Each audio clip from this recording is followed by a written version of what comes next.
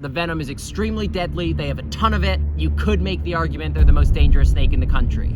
Oh my God, he's big actually. Look at the size of him. Careful, careful, careful, careful. This is what I was waiting for.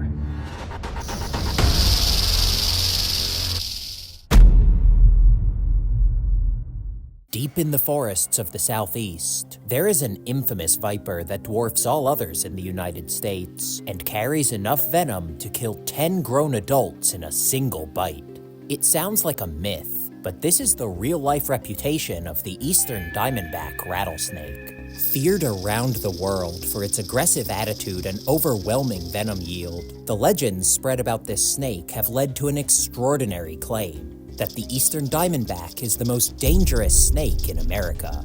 But after years of working with some of the world's deadliest snakes and discovering some surprising things about their true nature, something about that blanket statement claim doesn't add up to us. Today, we're gonna put this idea to the ultimate test. My name is Harrison, and this is Evan.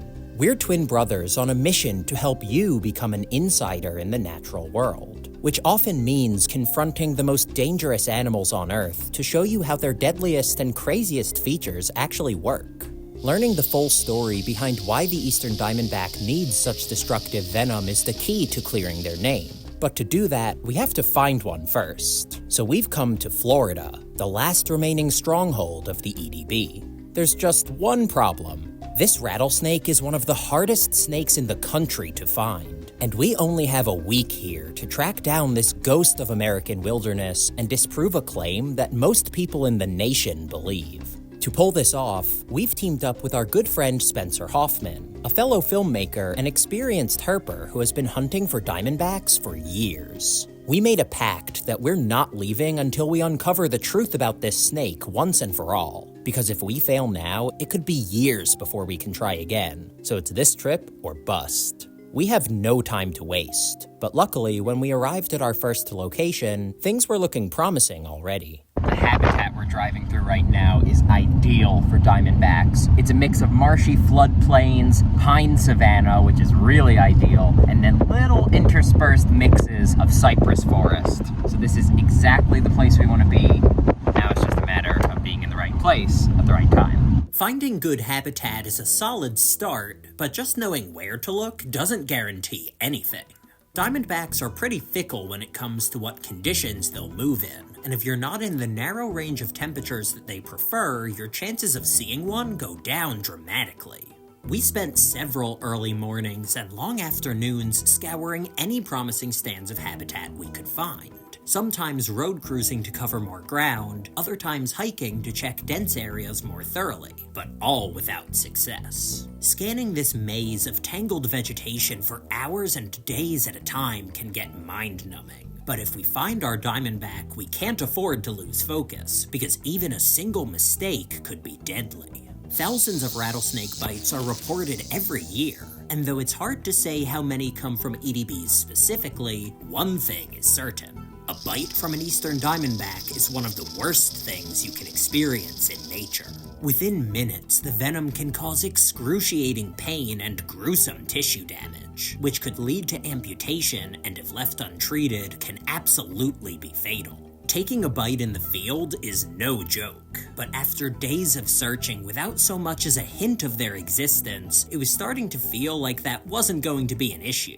We decided to try our luck at a new location, and soon realized that the area we'd been exploring wasn't as ideal as we first thought.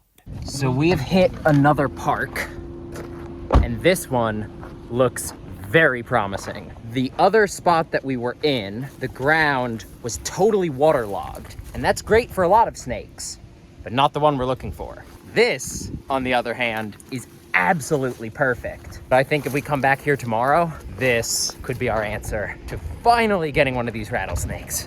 Well, tomorrow came and went with no rattlesnakes to speak of, but spotting an EDB out here is no easy feat, since these snakes are masters of hiding in plain sight. See, eastern diamondbacks are ambush hunters. They sit perfectly still for hours or even days at a time, relying on the camouflage from their namesake diamondback pattern to blend in seamlessly with the mess of sticks, leaves, and shadows on the forest floor.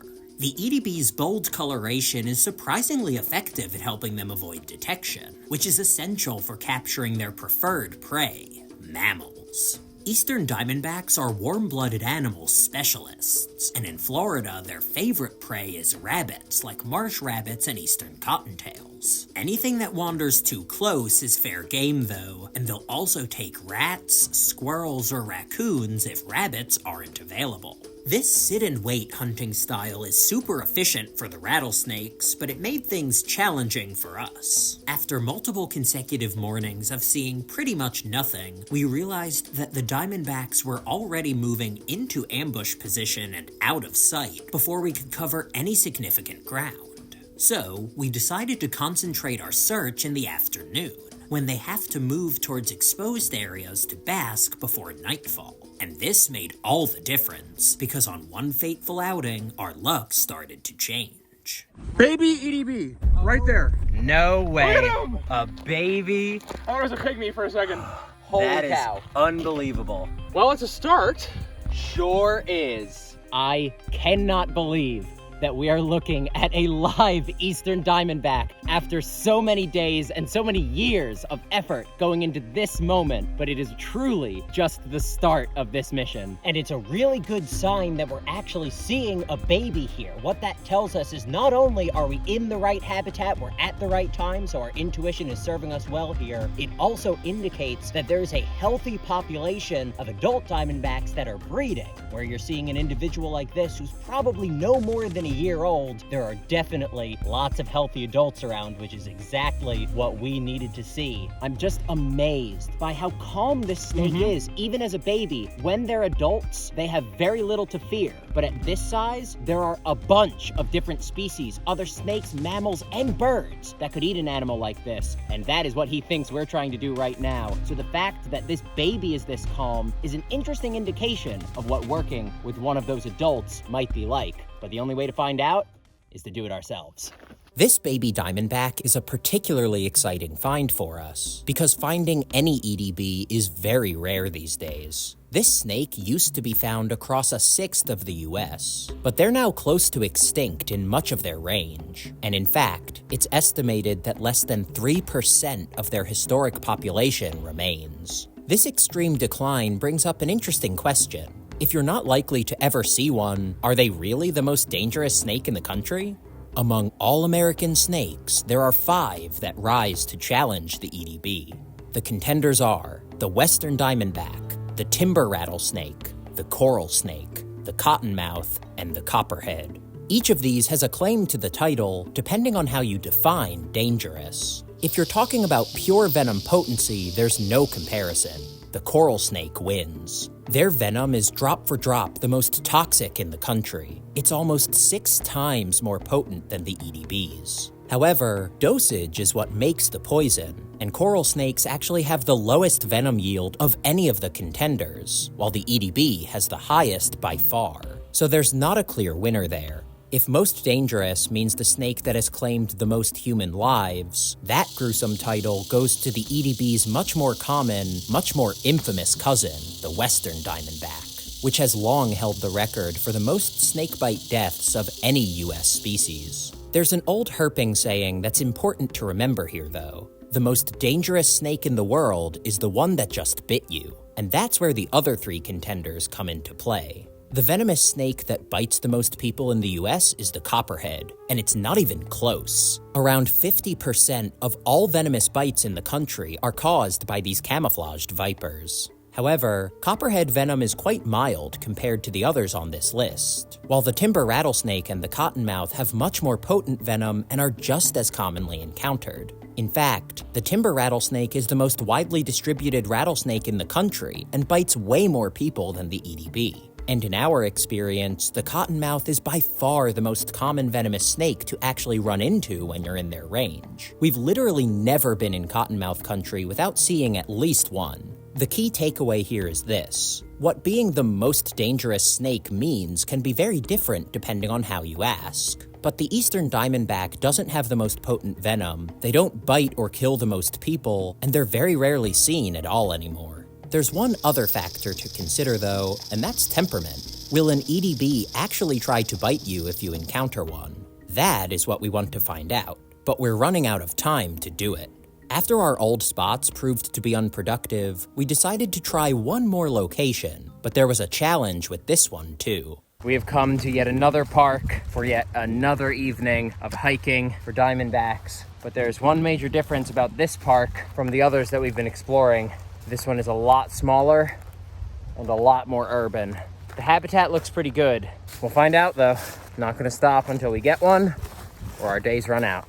This is it, our last try to find an EDB. 6 days of unsuccessful hunting proved that road cruising isn't the right move. Our only hope now is to hike as far into this habitat as we can before light runs out. A final, desperate push to even have a chance to clear the Diamondback's name. We decided to spread out, Evan taking the lead, Spencer following behind, and me bringing up the rear to spot anything they miss. We hiked for hours, mostly in silence. All we could do was scan endlessly through the vegetation, pleading for a diamond pattern to materialize in the scrub as the sun sank lower in the sky, our spirits sinking with it. At one point, I stopped to get some footage of a rare Atala butterfly, thinking it might be the only cool find of the day. But as fate would have it, literally while I was rolling, Evan's voice rang out with a series of words that I will never forget as long as I live. What? What? Hold on. It's gonna be hard to get it out. Look right in there. See it? Yes, I see him. Okay, we can do that. We can do it. We can get him out, yep. Oh, okay, that's not small. That is not small. Good Oh my spot. God. I think we actually need 2 people on hooks. I don't want to do this alone. Okay. I got eyes. We got him. Got him. Good catch. Oh my God, he's big actually. Look at the size of him. Careful. At the size of that snake. Holy crap. Holy cow. Guys, This is what we came to Florida to find. Literally, everything we've done has been for this snake. This encounter is almost too surreal to put into words. The number of hours we've been putting in to find this species on this Florida trip and the years we've spent looking for an eastern diamondback, for it to all culminate in this moment is absolutely crazy. This is a snake that very few people get to spend time with in the wild like this, and we're gonna talk about why that is. But first, we would be remiss if we did not talk about how special of a snake this is, because what you are looking at is the largest rattlesnake species in the entire world. Not to mention the biggest venomous snake in all of North America. Now this individual here is pushing about 1 meter in length. We believe he's a small male, but small is relative with a snake like this because this species can push almost 2.5 meters when they get maximum size. So this is an absolutely massive species. This is never an animal to mess with, nor to approach haphazardly. Now, the venom of this species is not something to be trifled with. The particular type of venom they have is both hemotoxic and cardiotoxic, which means it targets the blood and specifically the function of the heart.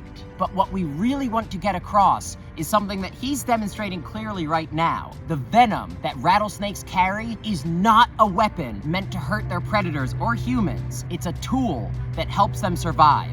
And this is the reason why. When they're hunting something like a rabbit or a rat, those animals are a lot faster moving than this snake, even at full tilt. And when they bite their prey, the venom doesn't stop them in their tracks right away like a neurotoxin might do. Instead, what happens is the prey is bitten, they immediately get hit with a wave of pain and do the best they can to escape. Now, he can't chase them down actively, but what he can do is track their movements until he finds them collapsed on the ground. And one thing that a lot of people don't realize about snake venom is that it actually starts their digestion process. He does have extremely long fangs, some of the longest fangs proportional to the body size of any snake in North America. However, he doesn't have the ability to chew food. So, what the venom does for this animal is begin to break down the muscles and the tissue of the animals they eat, and literally starts to digest them from the inside out, without which they could not eat.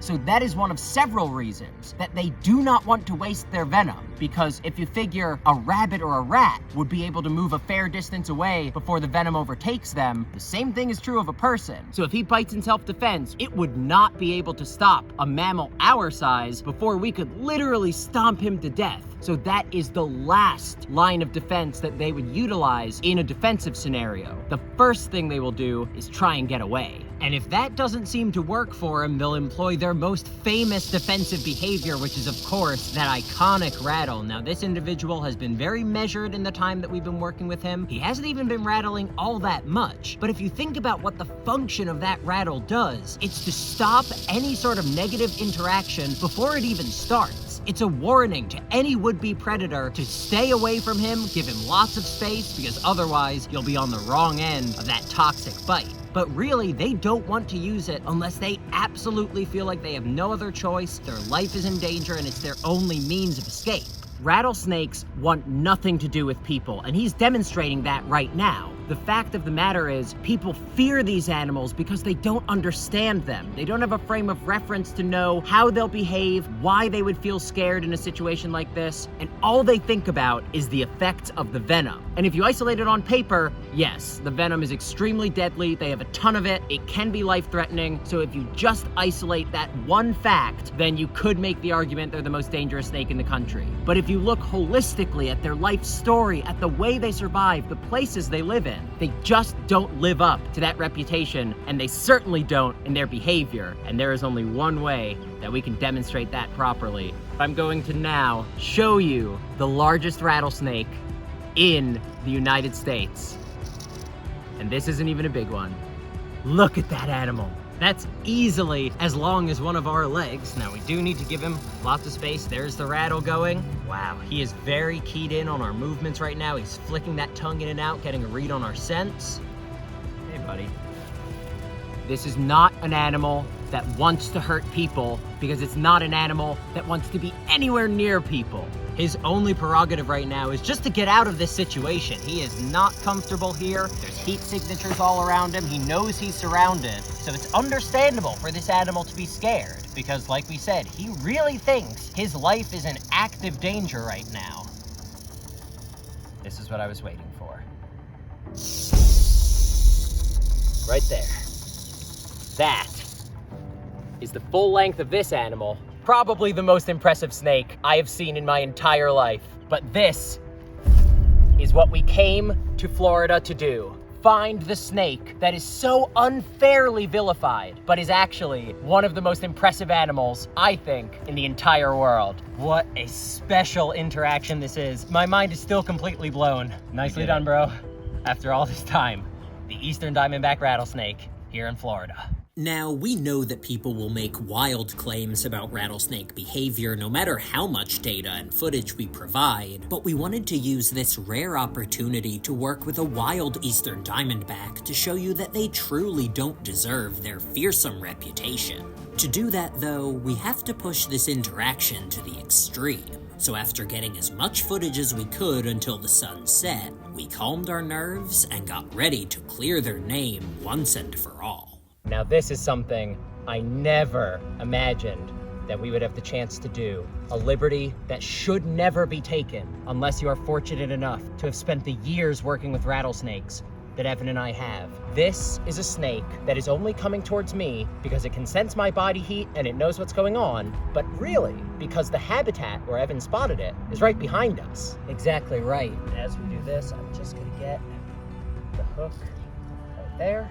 What they would normally be doing, if his night weren't so rudely interrupted by us humans, would be moving off, collecting the last bit of heat from the sun before it sets, and then moving into position to start an ambush hunt. But the fact that we can even work with it in this way, push this interaction farther than anyone else ever should, is a perfect demonstration of the true nature of these animals. The reason that I want to show this particular interaction is to talk about the fact that unequivocally, this is not an animal that wants to harm people. If this is how a rattlesnake behaves in an interaction like this, if you see one from 10 feet away, 12 feet away, it's not gonna come near you.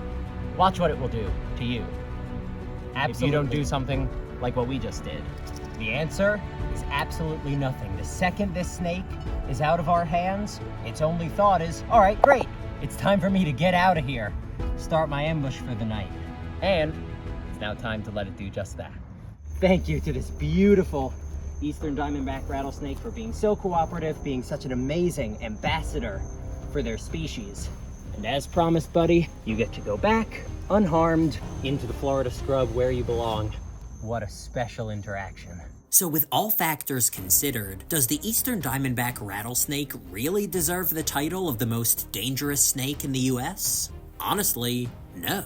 Their bite may be massively destructive, but they've become so rare now that you're just not likely to be in a place where it's possible to get bitten. Not to mention the fact that they're not at all inclined to bite even when they're near people, as long as you behave appropriately around them and respect their space. And even in the worst case scenario that a bite does occur, there are treatments available, so if you handle it correctly, you're likely to live to tell the tale. The unfortunate irony of our relationship with eastern diamondbacks is that humans are way more dangerous to them than they could ever be to us. EDBs kill far less than 1 human per year on average, yet every year we slaughter thousands of them, either collecting them for the skin trade, hitting them with our cars, or directly killing them out of fear. And what's worse, many thousands more are doomed to die as we continue to destroy their habitat for developments and agriculture. So what's the takeaway here? If nothing else, we hope we've given you a new perspective on the EDB's life story, because unless you're crazy like us and run around in swamps for fun, seeing an eastern diamondback could very well be a once-in-a-lifetime experience. And if you ask me, it would be a shame to waste such a rare opportunity by running away in fear. But while eastern diamondbacks are arguably the pinnacle of venomous snakes in the US, they're far from the rarest species that exists. Deep in the cloud forests of Ecuador, there's another viper that few people have ever seen, and it's hiding a toxic secret of its own. To see our mission to find this elusive snake, check out this video, where we get up close and personal with the little-known Ecuadorian toadhead viper. And with that, we hope you enjoyed, and we'll see you in the next one.